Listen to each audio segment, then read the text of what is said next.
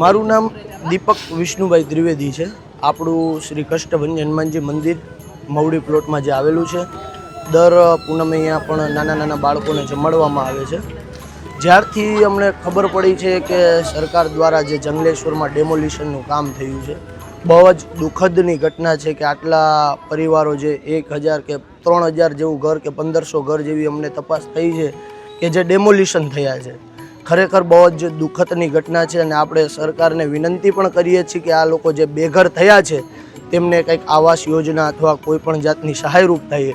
અને આપને જ્યારથી ખબર પડી છે કે આ લોકો જે બેઘર થયા છે અને જમવાની પણ પ્રોબ્લેમ પડે છે, ત્યારથી આપણે જમવાનું વિતરણ કરવાનું પ્રોસેસ ચાલુ કરી છે। અમને કાલથી જ આ જાણ થયેલી, જંગલેશ્વરમાંથી ફોન આવેલો કે ભાઈ જમવાનું અત્યારે થોડુંક પ્રોબ્લેમ ને મુશ્કેલી થઈ રહી છે।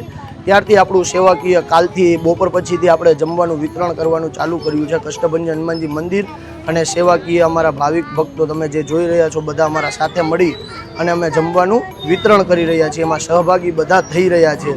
અને સરકારશ્રીને એક જ વિનંતી છે કે જેટલું બને તેટલું જે આ ગરીબ લોકોના ઘર પડ્યા છે એને મદદરૂપ થાય અને એવી જ માંગ છે કે સરકારશ્રીને કે આ બધાને આવાસ યોજના મળે અને બધાની વિનંતીઓને ધ્યાન રાખી અને સરકાર એને સહાયરૂપ થાય। અને જ્યાં સુધી આ ડેમોલિશનની કામગીરી ચાલુ છે, જમવાની અછત છે, ત્યાં સુધી આપણું કષ્ટભંજન હનુમાનજી મંદિર મવડી પ્લોટમાં છે તે આપણું જમવાનું કાર્ય સંપૂર્ણપણે ચાલુ રહેશે। તેમજ તમે કરણસિંહજી બાલાજી નામ સાંભળ્યું હશે, ત્યાં પહેલાં મારા ફાધર પૂજારી હતા વિષ્ણુભાઈ ત્રિવેદી, એમના મંદિરેથી જ આપણે અત્યારે કષ્ટભંજન હનુમાનજી મંદિર નિર્માણ કરેલું છે મવડી પ્લોટમાં, એના તરફથી જ આ બધું વિતરણ કરવામાં આવી રહ્યું છે। ન્યૂ રાજદીપ સોસાયટીમાં આપણું મંદિર આવેલું છે, શેરી નંબર 3માં।